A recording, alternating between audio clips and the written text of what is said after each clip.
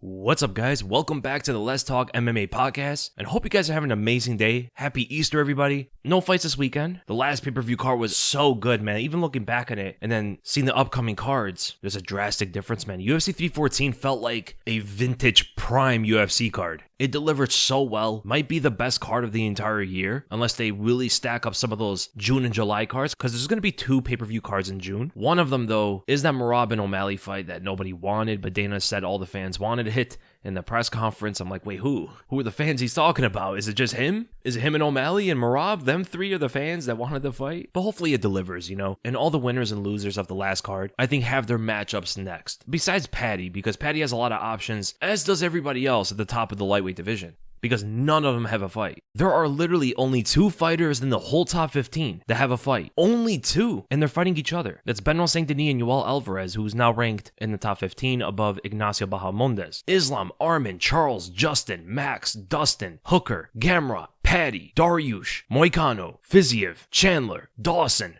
None of these guys have a fight. I don't think I've ever seen that before. Almost the entire rankings don't have a fight. I think it's all riding on the Belal and Jack welterweight title fight, because as soon as we know the winner of that one, then Islam knows what's his next move. If Jack beats Belal, Islam's moving up to fight Jack. If Belal beats Jack, Islam's going to fight either Ilya, Armin, or Justin. And even though I say Justin, where most people don't care about the fight, is that Islam and his team, including Ali Abdelaziz, who's both of their managers, wants that fight. So lightweight's such a mess, bro. From that card, I'm most excited for the Lopes and Yair fight, because it perfectly got put together from that press conference. The punching power of Diego Lopes versus the elusiveness and technique of Yair Rodriguez. Both are like similar height, similar reach. I honestly think Yair could beat Lopes, because even though he has such an elusive style, Yair does so well against fighters who stand their ground in front of him, and he will exchange with them and win many of those moments too. Max, Korean Zombie, Brian Ortega, like Yair did very well in the stand-up when they stood in front of him. Yair is so good in that Mexican kind of standoff. Both guys standing in front of each other, throwing back and forth. You saw that in all three of those fights. And I think he can handle the strikes from Lopes better than he did against Korean Zombie and Max Holloway. He also isn't a big pressure fighter. He's a reactive power puncher, which is going to be tough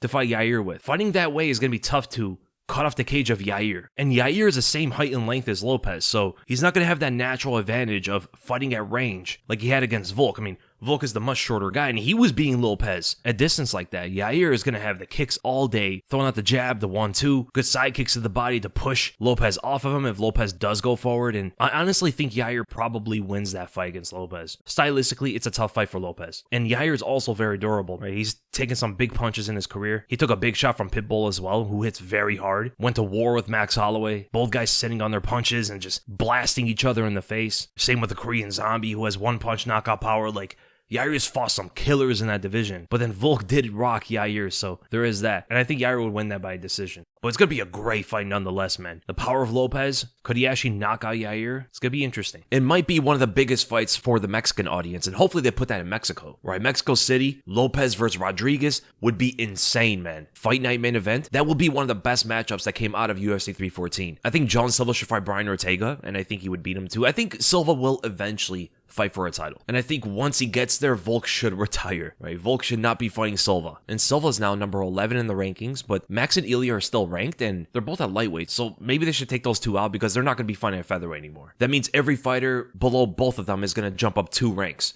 So that means Brian Ortega is going to be number 5. John Silva is going to be number 9. That's the fight they should do next. And Bryce Mitchell's not in the rankings anymore. I don't know about that because he beat Dan Ige, who's ranked still. And Calvin Kattar is on a 4-fight loss streak and he's still ranked. Bryce did lose to a non-ranked fighter, but John Silva's obviously much better than that. He's not just some other guy. Like, he is going to be one of the top fighters in this weight class. He was a big favorite going into the fight. Sometimes the way they do the rankings can be very disagreeable. Vicente Luque versus Kevin Holland has been added to UFC 316, which is the Merab versus O'Malley card. That's a good fight. Luque can make some kind of resurgence, and Holland just gonna keep fighting his own fights the way he wants to. And if Luque returns to form, I think he should win the fight. But if not, Holland probably chins him. Too much power, too long of reach. Luque needs to be durable to take some of those shots, and also move his head off the center line if he can't get in the clinch or take the fight to the ground or something like that. Right, trying to strike from range, moving in past the reach of Holland is gonna be tough, especially because Luque doesn't have the most elusive footwork. Should be a good fight though. Ikram Aliskerov talks about his loss to Robert Whittaker and is given the excuse of traveling.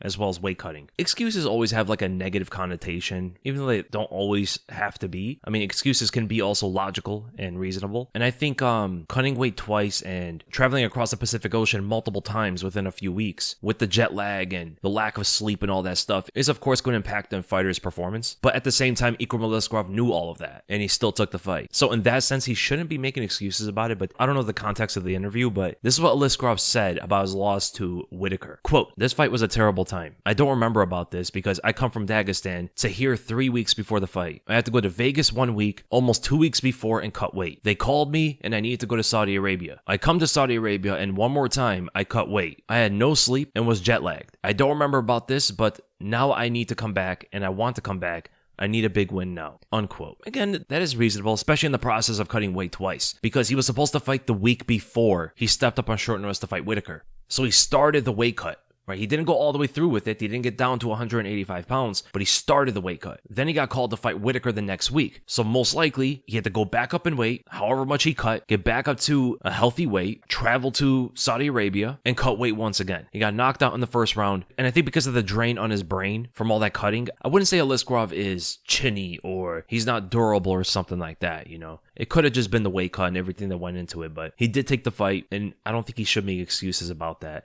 It was a big opportunity for him. He was going up against one of the best in the world. Non-ranked fighter against a top 5. Most would not pass up on that opportunity. Just like Rizvan Kuniev, for some reason they're still giving him Curtis Blaydes. And that's not on short notice. This is now the 3rd time they're scheduling Curtis Blaydes to fight UFC debutant Rizvan Kuniev. The first time the fight got rescheduled. The second time Curtis Blaydes pulled out because of illness. And now they're fighting on the Jamal Hill and Khalil Roundtree card. I don't know why the UFC wants Kuniev to fight Blaydes so desperately. He has not fought in the UFC yet. Blaydes is a top 5 heavyweight and has been in the top 5 for a long time. It's such odd matchmaking. And that goes hand in hand with a bunch of other matchmaking that they've been doing. With O'Malley now getting a title shot against Merab again. Keep thrusting us this guy and trying to tell us he's a superstar. They're like pushing O'Malley in front of our faces, telling us, "You're going to like Sean O'Malley." It's like, bro, I like O'Malley, but you're making it hard. It's like the music industry or Hollywood with actors and stuff. The whole celebrity culture where they try to push celebrities in your face to like them. And it works for some reason. You guys ever find that like it's such a strange phenomenon? You'll have like actors and singers and celebrities. It's like a campaign for them to be famous. That's what it feels like with Sean O'Malley though. The difference is this is competition.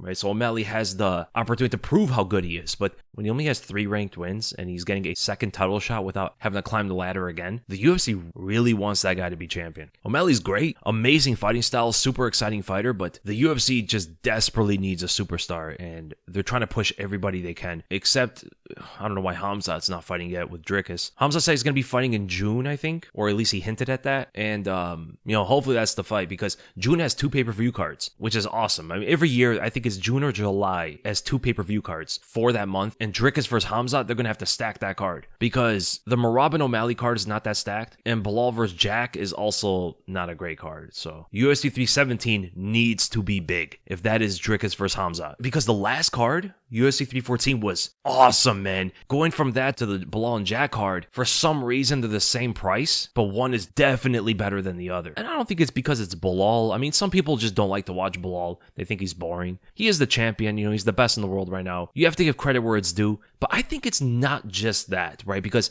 Belal versus Shavkat was an exciting fight. A lot of people want to see that. But for some reason, there's like an uninteresting part of the Belal and Jack fight. Like there's something about it that just doesn't seem as exciting as the Shavkat fight or other matchups with Belal. I think it's because of 2 different reasons. Number one, people expect Belal to beat him easily, right? Jack is not a well-rounded fighter. He's a very good striker, one of the best strikers in the weight class, but he's just not well-rounded enough to make people interested in the fight. There's a massive wrestling difference. Huge gap in grappling between them two. The pace, strength, well-roundedness, and specifically the wrestling of Belal is most likely going to win him that decision. And the main commodity of Jack Della is a comeback finish. It's hard to sell a title fight where the challenger's main pathway to victory is to come back after losing the fight and get a knockout. It'd be insane if he pulls it off, but the fans want to see competitive fights, well-matched up fights where the challenger actually has a competitive chance throughout, not just from one moment, not a puncher's chance, not trying to time the perfect shot, And I think that's what makes Shavkat such a compelling challenger. He can beat Belal, he can outstrike him, he can grapple with him, he can do a lot of different things that not only makes the fight competitive, but also is a dangerous opponent for the champion.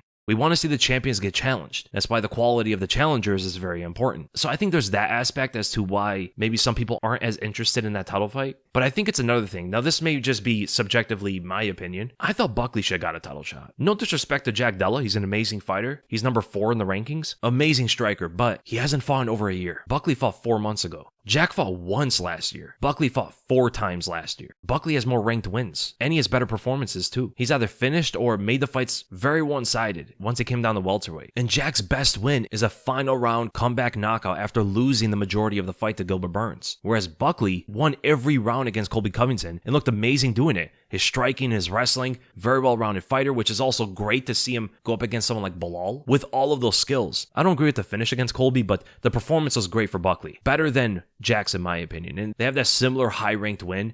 Burns and Colby are somewhat comparable throughout most of their careers. They were both title challengers. They were both in the top 5 for most of their welterweight careers at the same time too. You know, it's a very similar level fighter, but Buckley knocked out Stephen Thompson and he finished Vicente Luque. 3 ranked wins. Jack Della has only 2 ranked wins and the other one is a decision against Kevin Holland, which does not stack up to Stephen Thompson. Obviously, Thompson destroyed Holland. Also, Buckley is a more interesting fight for Belal because he has a well-rounded style. He has a knockout power. He's went to the 4th round and had good cardio. Jack is mostly just a striker and he's been taken down by Basel Hafiz, pulling guillotines on Hafiz and stuff, which is crazy if he does that against Belal. Bro, if he starts pulling guillotines against Belal, just stop the fight and give the win to Belal, bro. We don't want to be seeing him pulling guillotines and getting taken down from that and just getting thrown around because he wants to get that guillotine win. But he was also taken down by Gilbert Burns even before the injury. Most of the takedowns were after the arm break, but he was also taken down before the arm break. So that's my opinion. I think Buckley would have been a more interesting fight.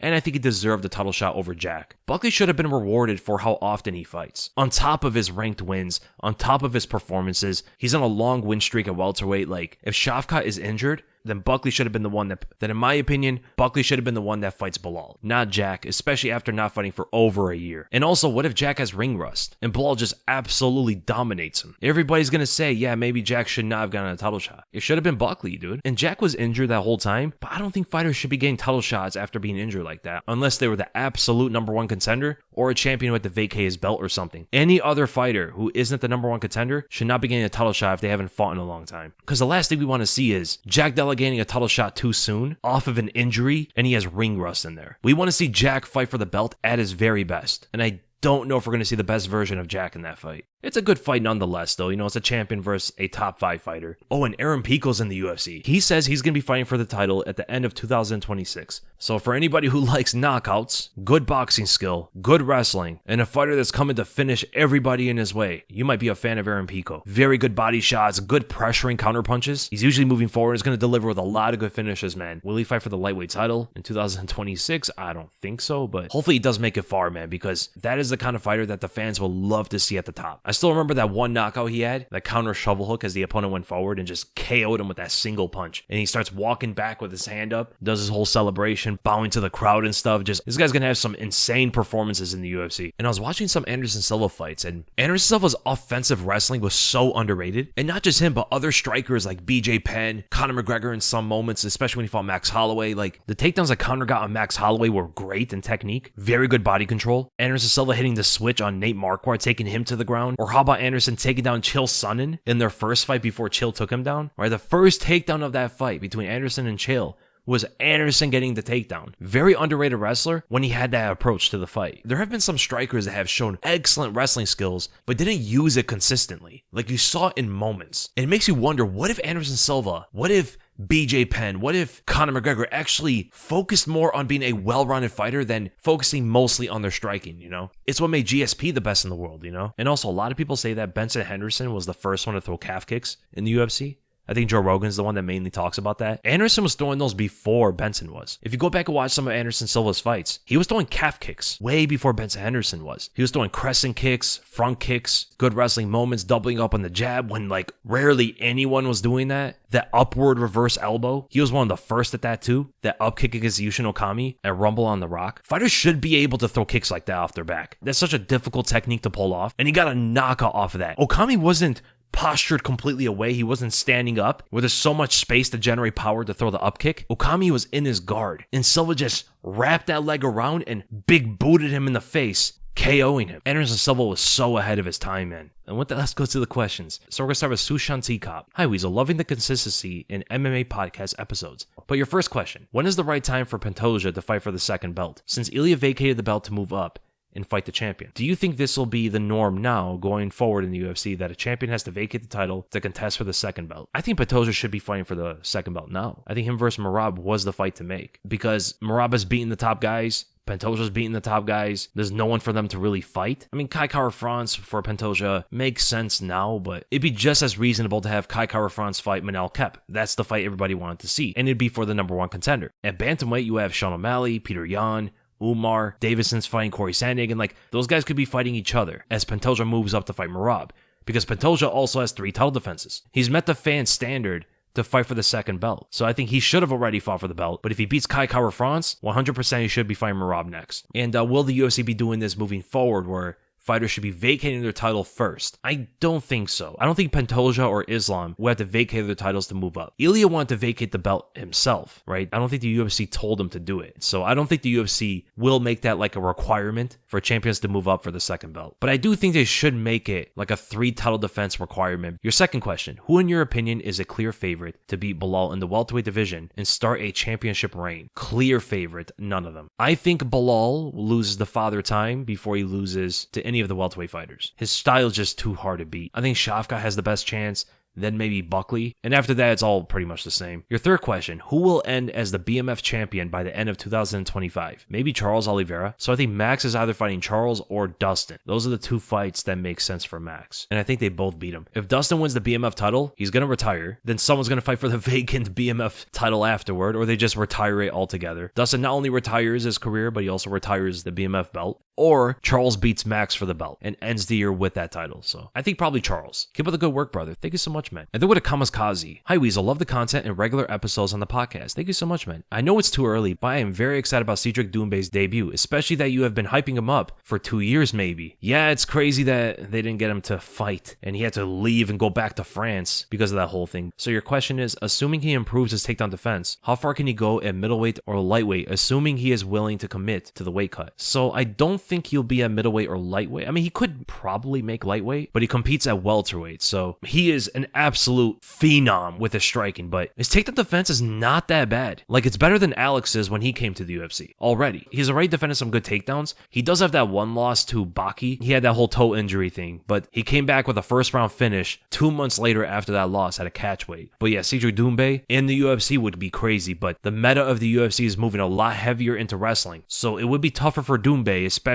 at welterweight, where guys like Belal, Shavkat, Ian Gary, Sean Brady, and various other fighters can wrestle him to the ground. He could maybe make lightweight. He's only 5'8". Doesn't seem that big either. He's not as wide as Sean Brady is. Sean Brady's the same height, but the guy's shaped like a turtle. Cedric Doumbe looks like a lot of the other lightweights. I think he has a better chance there against Justin Gaethje, Max Holloway, Ignacio Bahamondes, Drew Dober, and various other strikers are in that weight class that will not be trying to take him to the ground. And those will be some stellar fights right there, man. This guy has crazy knockout power and even better timing with his punches. I hope the UFC can bring him in there. But it was with like the whole French commission or something. They said Cedric Doumbe did not have enough fights to compete in the UFC, which is wild, dude. How did Alex Pereira come in there and become a 2-weight world champion? Bro, Alex was fighting for the belt at this point of Cedric Doumbe's career. Alex Pereira was 6-1 when he got a title shot against Adesanya. Cedric Doumbe is also 6-1 right now. So if he was in the UFC following Alex's trajectory to the title, Cedric would also be fighting for the belt. And the French commission said he's too inexperienced. He retired in kickboxing as the Glory welterweight champion before he moved to MMA. He had 3 title defenses, was on a 7-fight win streak, all finishes besides one. He's 75-7 with 1 draw in kickboxing, and the French commission says that he's too inexperienced. You know how big of a superstar he could have been? He is huge in France, bigger than Cyril Gane.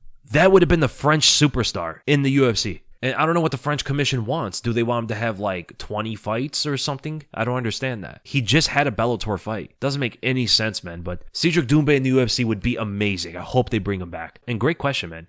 But then we go to Nano Peach. Hey Weasel, Lerone Murphy is good, but doesn't pull the trigger often. Thoughts? Yeah, Lerone Murphy, he kind of fights like Leon Edwards. Stays at long distance, throwing kicks and trying to counterpunch the opponent. He's a well-rounded fighter, very technical, but again, just like you said, doesn't really pull the trigger for the knockout. I think he could be a top 5 fighter, but I don't think he becomes champion, and if he did, I don't think he will hold the belt that long. Yes, his name is Lerone Murphy. Lerone Murphy, okay. That name is just so hard for me to say. Lerone Murphy, not Lauren Murphy. Okay. Your next question, Sean getting an unwarranted rematch. Early prediction, Merab 49-46. Very similar to the last fight, as well as GFL fights on May 25th. So the GFL fights actually have been canceled, I believe. That's a bummer. A lot of the legends wanted to fight on that card, and hopefully they don't go to bare knuckle boxing. It'd be great for them to have another outlet to fight each other. That'd be much better than them getting KO'd by some fighter in his prime, you know? It's much better for them to fight each other. Thank you for the content. Thank you so much for the questions, man. And then go to Troy Hartung. Why do you think Dana decided to make Power Slap instead of something like Muay Thai or a karate combat type of sport that would be under the UFC brand? It blows my mind that Dana thinks Power Slap is going to be some major success, considering how much disdain it has in the MMA community and how many dislikes the Power Slap videos have on YouTube. The way I see it, he could have had a Muay Thai or karate combat style combat sport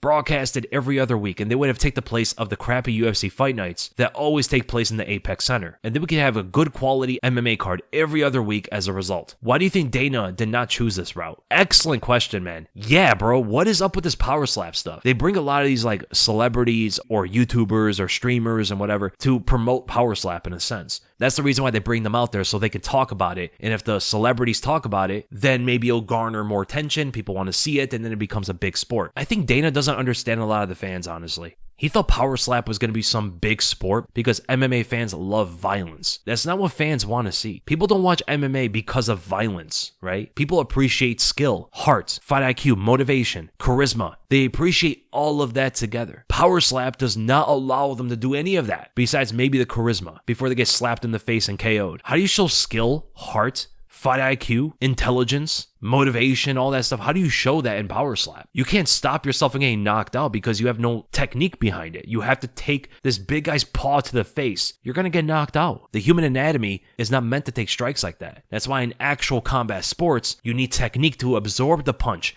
absorb the kick the correct way so you don't get knocked out. Rolling with shots, blocking punches, slipping punches. You can't do that in Power Slap. You got to take that full blunting force to the face without moving. They're restricting skill. They're restricting intelligence, both in using it to win and also by damaging the brain cells. I think that hot air balloon boxing is better than Power Slap. I think car jiu-jitsu is better than Power Slap. I think the medieval MMA where those guys are in knight armor fighting with swords and stuff is way cooler than Power Slap. Bro, they could have went many more directions with better sports to get into than Power Slap. Muay Thai was a no-brainer. If they ever went into any other sport, Muay Thai would have been the one. Because boxing's already saturated. It already has so many promotions. There's so much money in it already. Muay Thai is still like an untapped sport for the West. Everybody in the West knows boxing. Everybody in the West knows MMA. Most people in the West do not know about Muay Thai. I think if the UFC brought Muay Thai to the West, it'd blow everybody away. Everybody would be a fan of it. They can still get into it, and I hope Joe Rogan is able to talk Dana into building a Muay Thai organization. The reason why Power Slap is not taking off the way that Dana wants it to, even though he says it's bigger than like almost every sports organization, which is absolutely crazy. The reason why Power Slap doesn't take off and become some big sport is because there's no skill to it. Just get big guys to slap each other in the face, bro. It's just pure violence. That's all it is. It's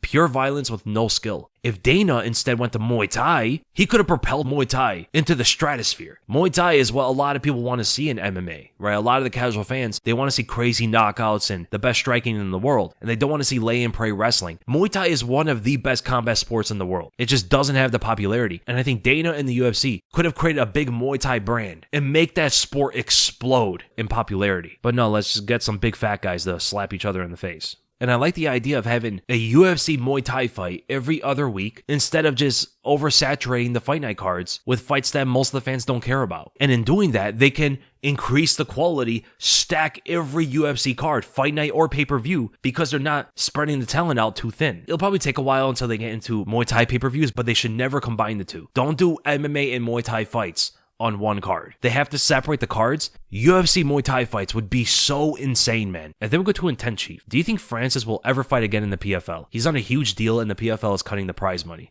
Yeah, in half, from $1 million to $500,000. It's crazy. And they also canceled a few Bellator events. Some fighters, including Pitbull, even called out Francis a while back, due to Francis's previous comments on fighter pay, while PFL was not getting fighters fights. Francis is by far the biggest name, but his last fight reportedly sold under 18,000 buys. PFL has been very quiet about Francis. How do you see this playing out? No, I don't see Francis ever fighting the PFL again. They can't afford him. Which is funny because they signed him under that contract for, what was it, $8 million a fight? Bro, based off of that alone, he fought once and they could not pay the other fighters. And they had to cancel events, shelve fighters. Bro, they went into like DEFCON 1 after Francis only sold 18,000 buys. The card was in the middle of the day. I don't know why they thought Francis was some big superstar. He wasn't. I mean, they were hoping he would be a big superstar after the Tyson Fury and Anthony Joshua fights, which he made so much money off of those. He did become a bigger name, but people don't want to pay money to watch an MMA card if it's not from the UFC. Also, most people did not even know that Francis was fighting. They didn't promote the fight as much as they should. I saw people saying they didn't even know Francis was fighting that day. I don't know if it's because the PFL is just too small of an organization for people to notice, or they didn't promote it that good. But I don't see Francis fighting in MMA, but I think he will fight like Deontay Wilder and other boxers. They went way over their budget for one fighter that was never known to be a superstar. Francis had 380,000 buys when he fought Stipe Miocic the first time. That's not a superstar. Not even close. Even if it went up to 500,000, that's still not a superstar. And all those fighters, man, getting shelved because of that whole thing is a bummer, man. Like, they should just let the fighters go to the UFC. Whoever wants to go to the UFC, let them go. Patchy Mix, AJ McKee, Dakota Tacheva, all of them. I think they have way too many weight classes for their budget because that includes way too many fighters. Right? They can't pay all the fighters. So the PFL should scrap some entire weight classes. The UFC did that before. The UFC at one point cut the entire lightweight division. It was heavyweight, light heavyweight, middleweight, and welterweight. That was it. BJ Penn and some of the other lightweights had to move up to welterweight or go to other organizations. They eventually brought lightweight back, and then in the future they brought featherweight, bantamweight, and then flyweight later. PFL and a lot of these other MMA organizations, they should not have as many weight classes.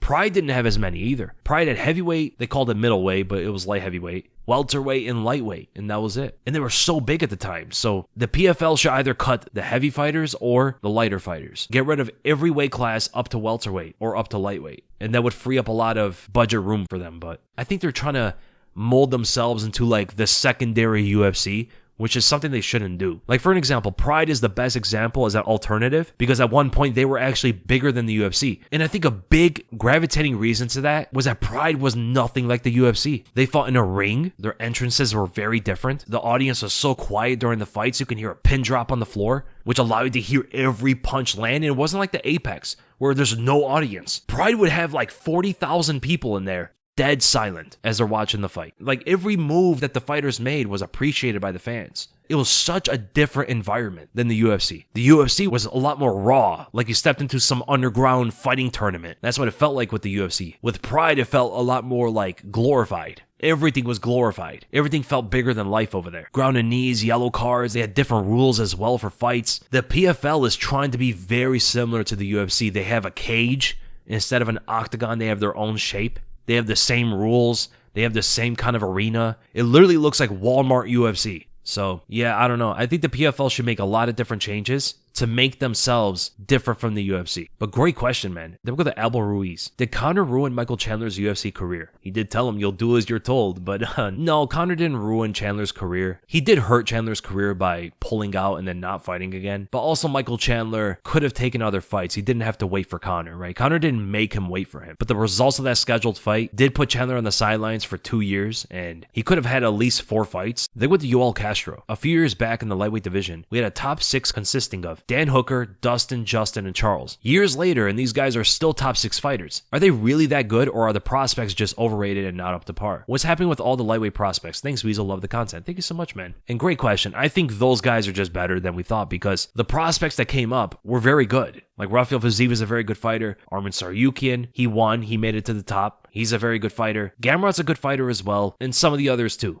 And right now we have like Ignacio Bahamondes, Manuel Torres, and various others, right? I think with guys like Dustin, Justin, Charles, and Hooker, they showed why the lightweight division is the best division in the UFC. And because of that, it's also the hardest weight class to make it to the top. You can't just come up as a prospect and beat the guys that have already been there. You might be able to do that in middleweight and welterweight and light heavyweight, but it's a lot harder to do that at lightweight. Look at Tim Neste. Top 5 best title fights of all time. I would say Peter Yan versus Corey Sandhagen, Davison Figueiredo versus Brendan Moreno 1, insane title fight, Robbie Lawler versus Rory McDonald 2, Robbie Lawler versus Carlos Condit, and Islam Makhachev versus Dustin Poirier. Vivid MMA. If Ilia beats Charles and Islam, is he the GOAT of MMA? No, but he'd probably be top 5. I think longevity is very important for an all-time great, but if you want to say Ilia is the best of all time, I don't think anyone could disagree with you. Beating Volk, Max, going up to another weight class, beating Charles and Islam, he's probably the best fighter skills-wise to ever do it. But the greatest of all time with the achievements, accomplishments, title defenses go into that, longevity and all that, I think Ilia would have to do more,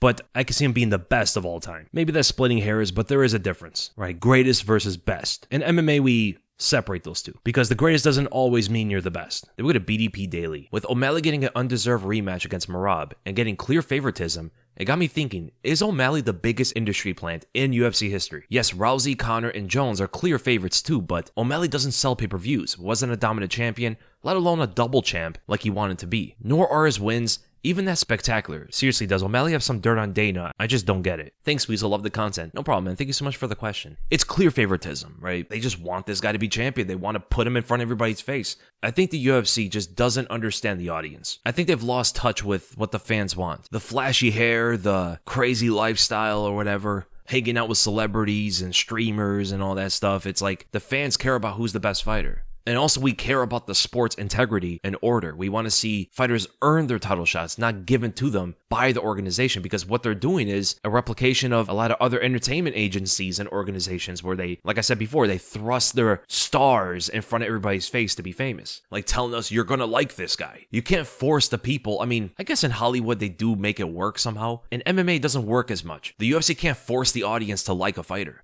The UFC also doesn't have any superstars, and they're trying to create one, right? They're trying to make one of their guys the next Conor McGregor. And the truth is, none of them are even close. None of them. I think they have potential with Khamzat, Ilia, maybe Islam, and that's pretty much it. O'Malley's not one of them. I don't know why they think O'Malley could be some superstar. I mean, he doesn't have the charisma. If O'Malley acted more like himself and he didn't try to play into this character and dress all fancy and stuff like that, I think people will like him a lot more, but everybody sees that he doesn't match the charisma with how he looks. And of course, the guy doesn't dress like that on a daily basis. Like, he's dressing like that for the cameras. But then when he gets on the mic, it sounds like just some regular guy talking. It just doesn't make sense, Now, I will say his performances are actually pretty good. Like his win against Aljamain Sterling, that knockout was excellent. But he just doesn't have enough big wins to earn a title shot. He should not be fighting Merab again. And if he loses again, and there's a high chance Merab wins again by decision, O'Malley's star power is gone. Maybe the UFC thinks that O'Malley can't work his way back to the top. Maybe that's what it is. Maybe they think that Umar and Jan in a rematch, who's getting better? Corey Sandhagen. Maybe the UFC thinks these guys would beat O'Malley if they fought him. So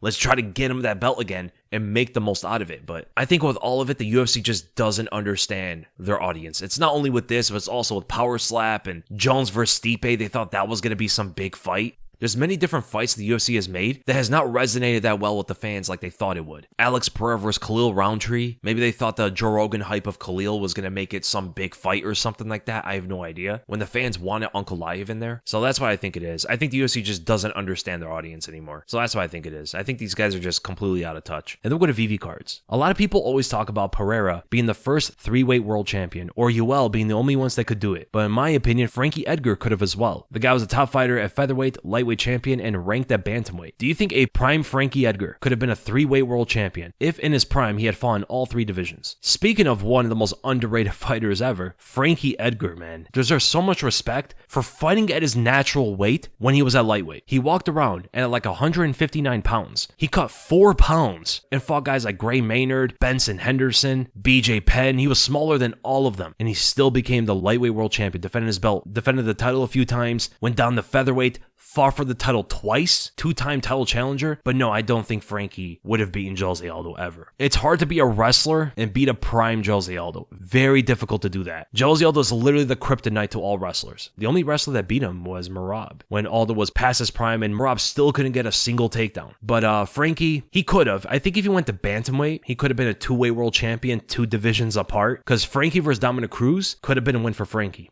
That is the epitome of styles make fights. He can't beat Jose Aldo, but he could beat Dominic Cruz and BJ Penn and Gray Maynard. Wow, if Frankie actually moved down to bantamweight, he could have been one of the greatest of all time. Imagine he's the one that beat Dominic Cruz, and then fought Renan Barão, and then fought TJ Dillashaw. I think he could have beaten TJ. Barão would have been a tough fight, but I think Frankie had a better shot at being a 3-weight world champion than Alex Pereira, because I think he would have beaten Dominic Cruz, and he already fought for the belt twice against Jose Aldo. He just needed Aldo to lose to somebody before he could win that belt. Like, imagine Frankie fought Conor McGregor, which is a fight a lot of people used to talk about. People used to say that Frankie was the answer to Conor McGregor. They never fought, though. That would have been such a crazy fight, dude. The toughness of Frankie, it's hard to knock that guy out. Could Conor go 5 rounds with Frankie? Well-rounded wrestling, good boxing, great grappling on the ground. Man, that would have been the move, dude. Frankie, when he lost to Benson Henderson, moved down to bantamweight instead of featherweight. Fight Dominic Cruz, beat him up until Conor beats Jose Aldo, then move up to fight Conor as Conor defends his belt. Beat him as well. He had a chance to win that too. 3-weight world champion. Frankie Edgar could have been the one, but who's another one? So Alex, of course, if he went up to heavyweight, but Tom Aspinall and Jon Jones would have destroyed him. Who's another one? There's Henry Cejudo, who could have went up to featherweight, but he would not have beaten Volkanovski. Who's another one? Conor versus Tyron Woodley. I would pick Woodley in that one. Conor has an interesting striking style against Woodley, but if Woodley wanted to wrestle, he would have won that fight then. Khamzat Chimaev has to still win one title, so I think stylistically he had a chance when Alex was a champion at light heavyweight, because I think he could beat Belal, he could beat Dricus, and he absolutely would have beaten Alex. But now that Ankalaev is a champ, I think Khamzat could be a 2-weight world champion, right? I don't think he beats Ankalaev. But great question, man. Let's go to Arhanst. Hey Weasel, a few questions here. Number 1, who is your top 5 scariest fighters in UFC? May or may not be the best. Francis Ngannou, Fedor Emelianenko, Jon Jones, Khabib, and Robbie Lawler. Francis Ngannou would just KO you dead. Like, you can't do anything to the guy. Fedor is like you're fighting like the final boss of a Dark Souls game or something. From the epic entrance to his stone cold demeanor and his ability to finish you in any way he wants. Jon Jones like a sociopath, and he'd beat you in like the most cerebral ways. He'd like kick your leg out, then grab your arm and snap it in half and then choke you to sleep. And it's like, bro, I didn't even know what you did. You know, he'd be like dissecting you in such a horror movie like way. Khabib felt like he was unstoppable, like you couldn't do anything to this guy, and if he took you to the ground, like you had to give up. At least he'll give you mercy if you give up. I think pound for pound, being under Khabib's top pressure may be the scariest position in a fight. He's breaking your will, he's gassing you out, he's beating your face in, he's giving you brain damage, he's trying to break your arm, you're claustrophobic against the fence, you're trying to stand up and then he breaks your balance and posture, and he's doing that for 25 minutes straight. Khabib will test your will unlike any other fighter ever would. And then Robbie Lawler is just like he was born to fight. Knockout power, no emotion at all. Very similar to like a Fedor. But sometimes he's very happy fighting in there. You remember when Johnny Hendricks was landing shots on this guy and he was just laughing? Johnny Hendricks, the guy who they said had magic in his hands as he sent them flying across the octagon with the left, was tickling Robbie Lawler with his punches. So those are the top 5 scariest fighters. Do you agree that Holloway's ground game is overrated? I cannot see any other path than him getting mauled and submitted by Islam, Charles, in round 1 and ragdoll for 5 rounds against Gamrot or Arman. I don't know if Holloway's ground game is overrated because not a lot of people talk about his ground game, but I do think Islam and Charles would take him to the ground and submit him there, and I do think Arman would wrestle him for 5 rounds. Gamrot could do the same, but not as easily, and I also think Paddy Pimblett could potentially take him to the ground and submit him as well. Your next question, how good is Joaquin Buckley? Him versus all the other rising prospects at 170. Buckley's one of the best welterweights in the world. I think he could beat the best fighters in the world, the top ranked guys, and I think right now he would beat every prospect. So the rankings and how good the fighter is are 2 different things. Rankings goes by who you beat in that given moment. It doesn't mean the fighter is actually that much better than the others. Like, for an example, Brian Ortega is number 7 at featherweight, and I don't think he's better than John Silva, who's number 11. I think Lerone Murphy, John Silva, Yusuf Zalal are all better than Brian Ortega, even though he's ranked above them. And the reason why he's ranked above them is because he beat Korean Zombie before, he beat Frankie Edgar, and he beat Yair Rodriguez. But I think John Silva, Yusuf Zalal, and Lerone Murphy all would beat Brian Ortega. Buckley is number 6 in the rankings, but I think he's better than Usman. I think he's better than Jack Della, maybe comparable to Leon. Then Shavkat and Brady are better than him. Bro, I'm so happy seeing Brady at number 1. Yeah, but Joaquin Buckley's really good. Then who is your number 1 best young unseen prospect you see from outside the UFC? There's 3 prospects that stand out. So there's Axel Sola from France. He's a lightweight. He has a very interesting style, long range boxing stance, very good footwork, southpaw combination puncher, excellent ability to get in and out, very good wrestler, great submissions on top, is the champion at Aries FC. And the combined record of all of his opponents is 34, 6-1. He's 8-0-1, and he's already beating guys that he should not even be fighting this early into his career. There's also Amr Magomedov, who's a champion of UAE Warriors from Dagestan in the lightweight division, who is Khabib's protege. He trained with Khabib's dad. He trains with Usman Nurmagomedov. Very well-rounded fighter, has that Dagestani style, great dexterity with his kicks, very good chain wrestling, is getting a lot better with his overall striking. And there's also Marko Bojkovic, who they call him the Skull Crusher, is from Serbia in the lightweight division. By far the most powerful out of all of them. This guy is a touch of death. He one-shots these guys with insane consistency. Very good striker, good takedown defense. He might be the best prospect out of all of them. Skills-wise, his ability to knock out his opponent with any shot. If I were to say who's the best out of them, probably Bojkovic. And then number 5, Pantoja versus Merab. If he properly bulks up to 135, I think Merab beats him. Merab is like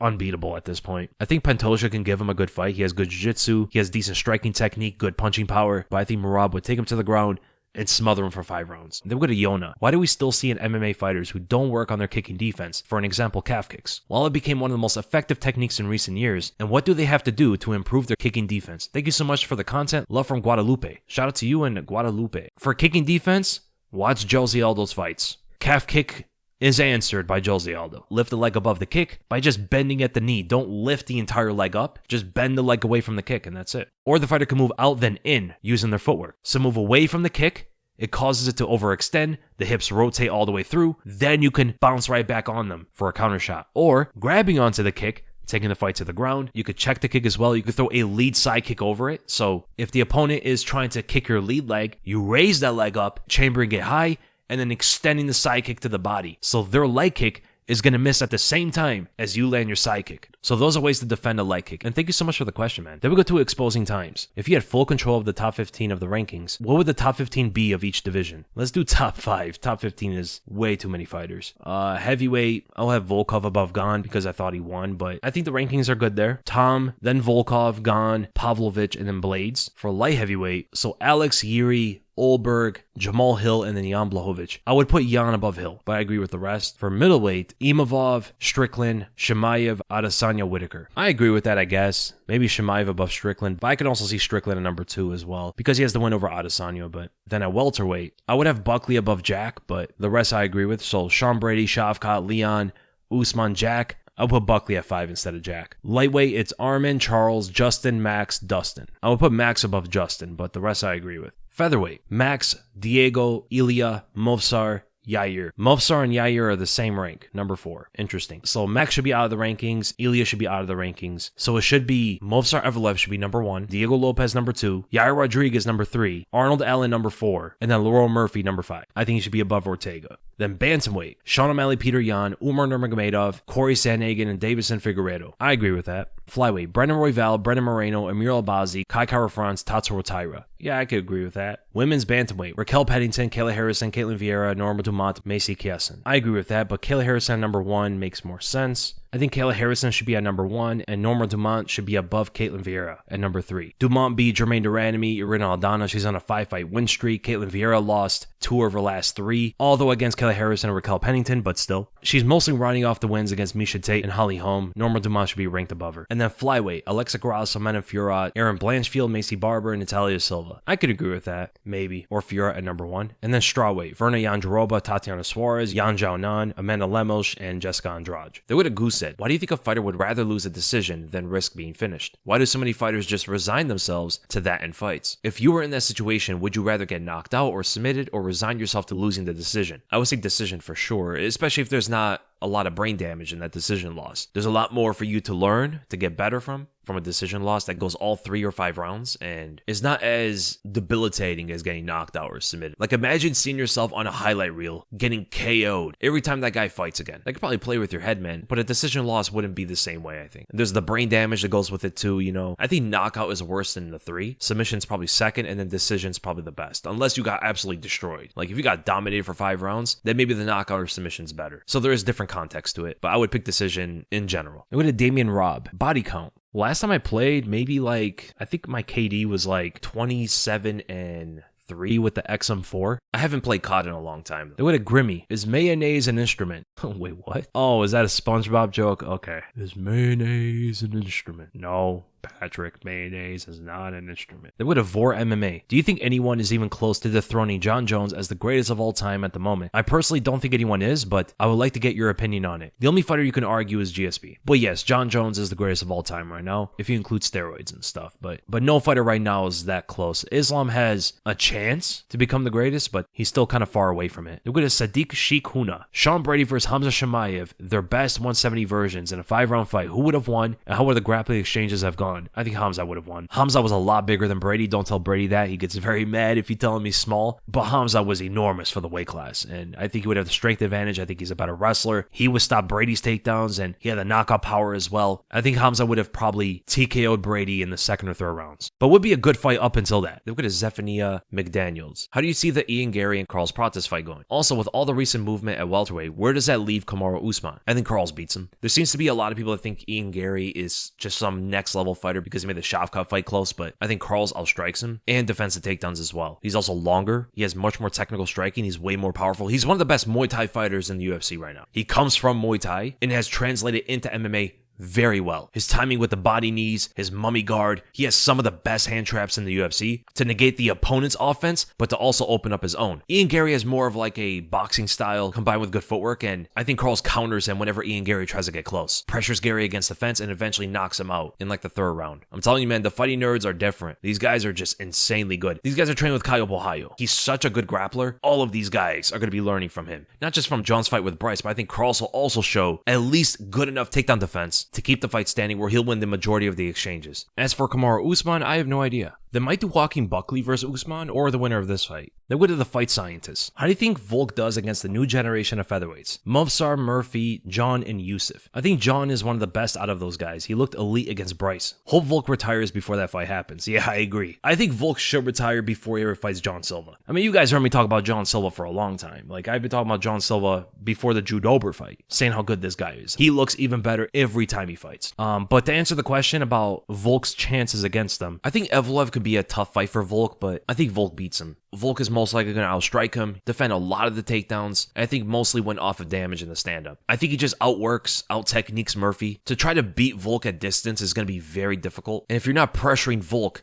it's going to be very tough to beat him, right? That's how most fighters are able to beat Volk. As I mentioned before, Ilia did that, Islam in the rematch did that, and now Lopes had the most success in his fight doing that as well, exactly like I talked about in that breakdown before. And Murphy's going to be moving away from Volk, giving him the entire octagon to control. I don't think Murphy beats Volk at all. Yusuf is kind of similar to Murphy. I think Volk would beat him as well, but both those fights would be somewhat competitive. John Silva, I think, is the fighter that beats him. The reason why I think John Silva would beat Volk, number one, he's very dangerous. He hits very hard. We saw what Diego Lopes was able to do, not to put MMA math in there, but with very basic strikes. Like, it wasn't anything crazy. He threw a jab and then a slapping right overhand as Volk was leaning away. John Silva could do something like that, but he has a better cage cutting ability. He's much better at closing distance than Diego Lopes. He has one punch knockout power as well. He's faster than Lopes and way better defense, way better ability to move away from strikes and then counter by moving in again. Fighting John Silva for Volk would be very similar to the dynamic when he fought Ilia Topuria. It's a fight that he could look really good in, but he has to be perfect for 25 minutes. And I don't think he's perfect for 25 minutes against John Silva. I think as soon as Silva lands a shot, he either drops Volk or knocks him out. And I think there will be multiple moments like that where he would hurt Volk and then eventually finish him. But I think for the majority of the fight, Volk would be winning until the knockout. We go to Pew Pow. If groin shots were legal, how much do you think the meta of MMA would change? Would hands low instead of hands high be the most effective tactic? As now defending your groin becomes way more important than defending your chin. They would never do that. And if they did, I don't think fighters would want to actually compete as much. They want to castrate themselves, and then that would give them an advantage. Imagine groin striking, like throwing a punt at the jewels, but the jewels aren't there anymore, and then the fighter just counters you. Jab straight, knocks you out because of it. So that would be interesting, and I think every fighter will start training with Master Ken. Master Ken has perfected the groin striking techniques. His axe kick to the groin is only a move that you can learn from Master Ken. Alessandro De Castro. What do you think of Eddie Hall versus Mariusz Pudzianowski? I like that fight. So I can't pronounce his name.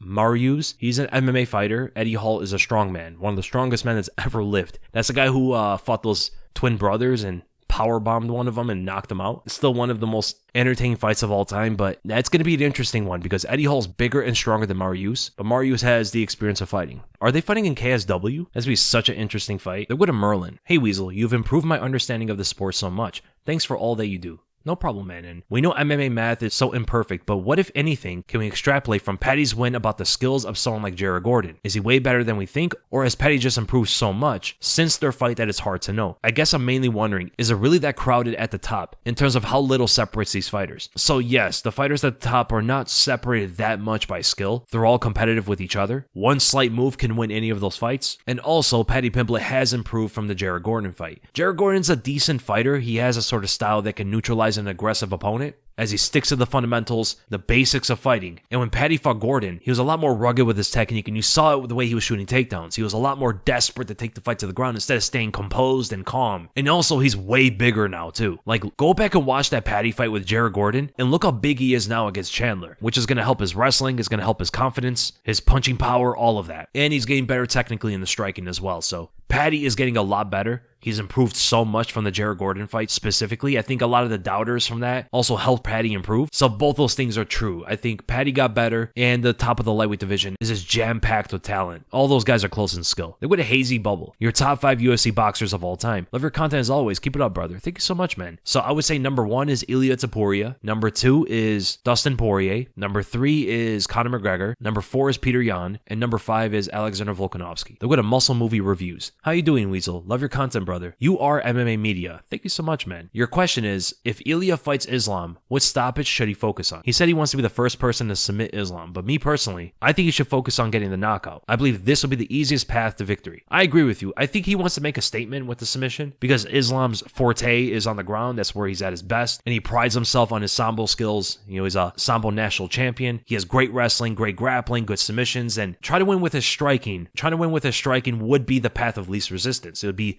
the best way for him to win. But just how Ilia said, he would be the first to knock out Max Holloway. It is ego, right? He does have that confidence about himself that he could do it, but I agree with you 100%. If I was in Ilia's corner, I'll tell him, let's not go to the ground with him, man. Let's keep it standing and let's knock this guy out. And that's one thing I really like about Ilia. He wants to raise the stakes of the fight every single time. Like when he fought Max, he said he would point to the center of the ground and welcome him to a brawl. And he actually did it. Max didn't partake. He didn't want to engage with the power puncher in the beginning of the fight like that. And then he eventually went to knock out Max. Even though he did shoot a takedown, the grappling against Max would have been the easiest path for him, but he beat him in the area that Max is at his strongest. If he submits Islam, Ilia might be like one of the greatest of all time. Not just because of who he's beaten, but the way he's beating these guys. Knocking out Volk, knocking out Max, submitting Islam. That would be such an insane achievement for him. And thank you so much for the question, man. So that's the end of the episode, guys. I hope you guys enjoyed it. Great questions. Happy Easter, everybody. And I'll see you guys in the next video.